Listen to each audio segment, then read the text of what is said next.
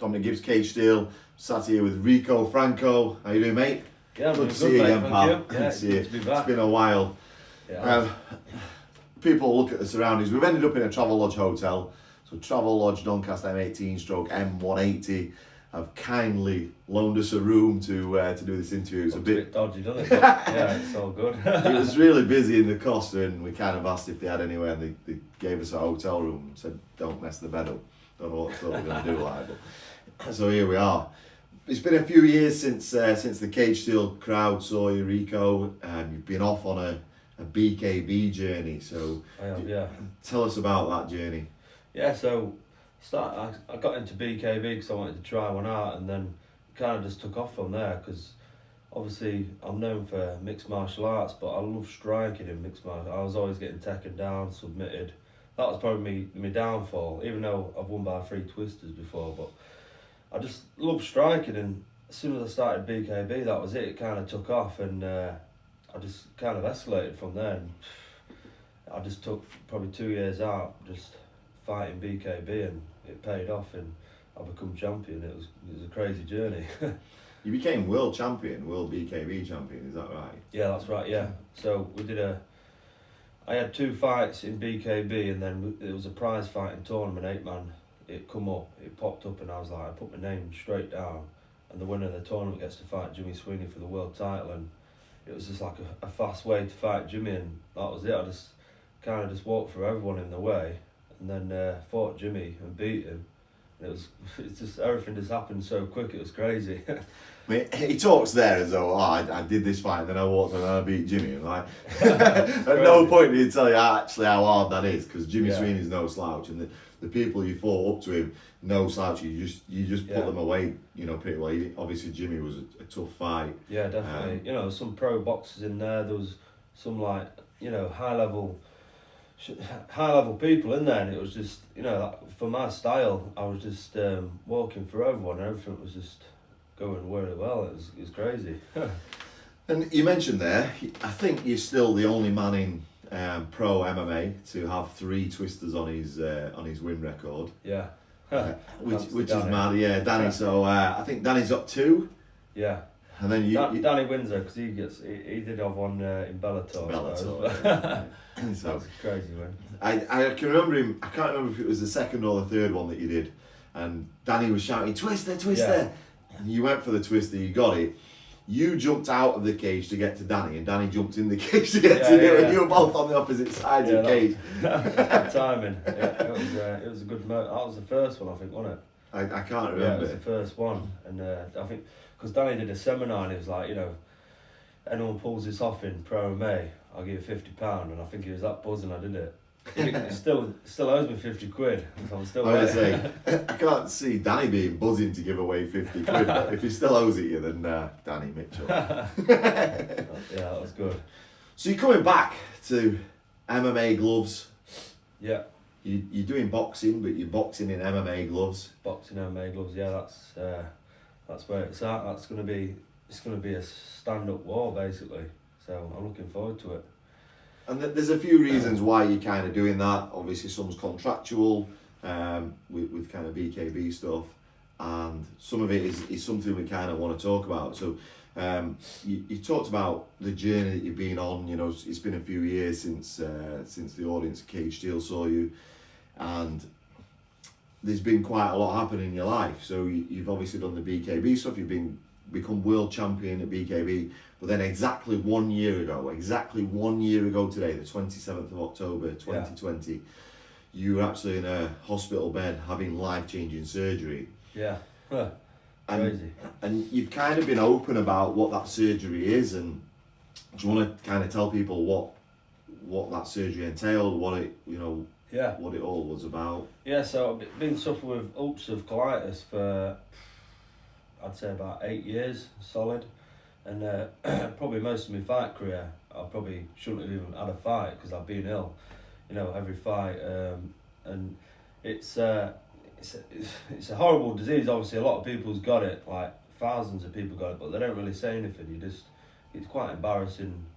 It's quite an embarrassing disease because obviously you rush into the toilet, you don't know what's going on, you're cramping, losing a lot of blood, and you can't see like you're ill as well. It's like an invisible disease. It's in you've got a disease in your colon, and it's an autoimmune disease, so you're just constantly ill all the time. But I didn't let it affect me. I just used to crack on, and I didn't really used to moan or say out about it. But you know, people used to say, "Oh, yeah, you're looking all right, you're looking well," but deep down, I was always suffering. Like every fight camp, I'd just be ill. I'd be constantly ill, like all the time. I'd have reactions to treatment. I can remember like once, wasn't a funny story, but I can remember once I was on some treatment. I went to the hospital, sat on a chemo drip for about 4 hours, all with these cancer patients, and after I finished the treatment, I went straight to sparring, and someone at sparring in Leeds was like, "Oh, you're looking well, Rico, how you feeling?" And I was just like, "Yeah, alright, mate." And just being sat on the drip for 4 hours, I shouldn't even gone sparring, but just how it was, I didn't really, because I was young, I was that focused on fighting and training, I didn't really speak about it much, and you know, I held it in a lot, and I didn't really let it affect me, but yeah, it did affect me in the end, and obviously last year it got too bad. I had to have 8-hour keyhole surgery, and then to remove the whole bowel, remove the whole disease, because no treatments were working, and it was getting to the point where they said it was either going to rupture inside or turn into cancer, so I didn't really have a choice. So yeah, that was so I had to make a decision anyway. I could either leave it to rupture or turn into that, or just have surgery, which is going to cure it. That's the only cure, to take it out, and having a ostomy bag fitted to my stomach. So yeah, I spoke to me family and stuff, and I didn't have a choice. I was in a bad place mentally as well. Yeah, it was really hard, to be fair, and yeah, it was the best decision I've ever done. And a year out, I'm so glad I made that decision of having that surgery, and it's been a life changer. It's been crazy. I mean, you know, to obviously get over to people, this is massive surgery. This is like a year out. Yeah. Most people are not anywhere near where you are in terms of fitness. But since then, you know, was it kind of 9 months on? Just tell us what kind of things you've done in terms of sporting events since this, within this year. Yeah.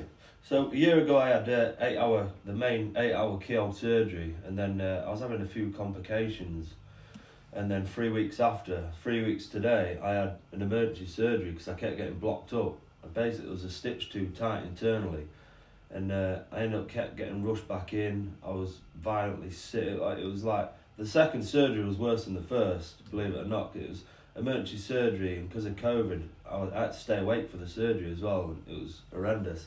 So they had to refashion the stoma and stuff, like the small intestine, and I actually thought I would die at one point. I was that sick, like it was horrendous. I've got like this horrible picture on my phone, just for, you know, you have to take pictures, just for memories. Of course, yeah. But I look back now and I'm like, Jesus Christ, I can't, like, sticking tubes down my stomach, down my throat, and that was the worst time, that 3 weeks after. And then since that last surgery, the second one, I've had no problems since, really. I've only had one blockage since, but that was my own fault, because you got to be careful what you eat, like nuts and stuff, chew them properly. But literally, I think 3 months after that, or 4 months, I was doing a triathlon, and it was it was crazy, really, because I went to one of my coaches, John Wattams, and he says, "I booked you a triathlon." This was after the first surgery. He's booked it for September, so you've got like 9 months to try and train for it. Hopefully you'll be alright for it. And by September I was in a world title BKB fight, and it was like, I can't believe like how fast I've recovered. But yeah, I did 3 triathlons like back to back. I was just training consistent. I wasn't training hard, I was training smarter. I got like a program from a bloke called Dean, John's coach, and I got a program off. John was coaching me as well, obviously Danny, and I was just training smartly, and I think with a positive mindset as well, and having a focus, it just made me recover really quick. And I did 3 triathlons, and then by September I was having a rematch with Jimmy Sweeney, and it was crazy, because my specialist and surgeon, my surgeon said originally I probably won't be able to fight again. And obviously that mentally affected me. I was like, right, I'm going to prove you wrong and I will be fighting. And I thought it was going to be at least a few years, but yeah, it was 9 months. I ended up back in the ring. And actually, specialists said a normal person would recover full health in 12 months. And obviously I was back fighting 9 months. I was like, that's impossible. I didn't know myself. I'm mentally that focused, you know what I mean? It's just, if it weren't for that, having something like a triathlon or a fight in place, setting them goals, that I wouldn't have recovered quickly as I did, I don't think. But yeah, it's been a mad journey.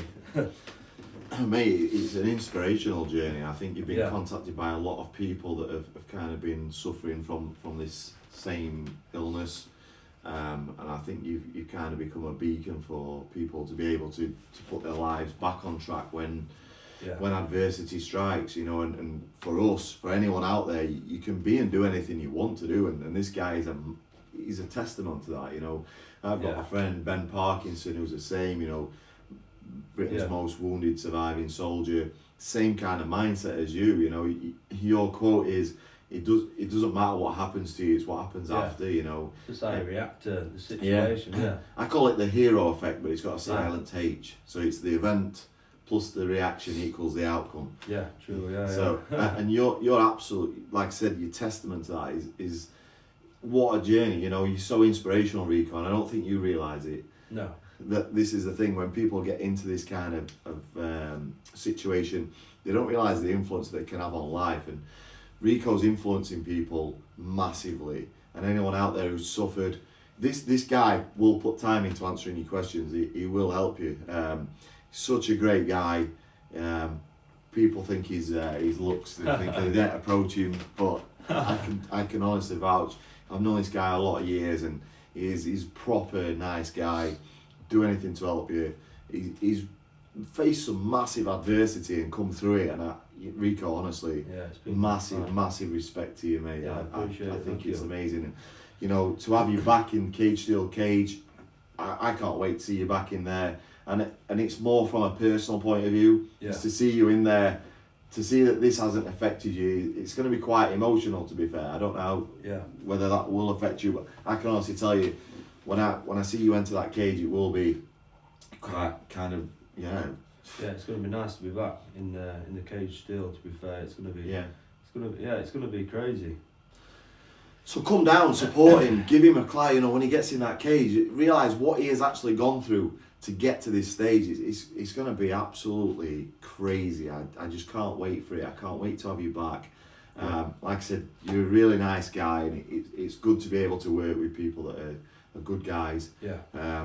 And the adversity you faced is it's phenomenal that you've come through. So everyone around you that's got you through it, your surgeons, the friends, all your trainers, all your coaches, everyone who ever had any kind of influence on you, you know, our heart goes out to them as well. But Rico, what a guy. Really take my hat off to him. So thank you. Yeah, I don't think there's much else to say. We're going to see you Cage Steel 27, 4th of December. Boxing in MMA gloves, which will be crazy anyway. Never mind what he's gone through. So you know, give him the support. Buy your tickets. Come on, watch him. Give him a shout. This guy's a legend. Mate, I want to shake your hand. Thank you. Thank you so much. Pleasure. It's always a good show, Cage Steel. It's one of my favourite shows, you know, and I always bring a good crowd as well. So it's just going to be nice to be back in there, hearing that atmosphere, and just can't wait to perform and just put on a good scrap. It's either going to be a masterclass technical, or it's going to be a brawl and I'm just going to swing down, or it's going to be entertaining anyway. He loves the striking, so it's going to be good. December the 4th, Doncaster Dome, Cage Steel 27, Rico Franco. I just want to see blood dripping everywhere. Thank you so much. See you there, Rico. Thank you, mate. Thank you. Cheers.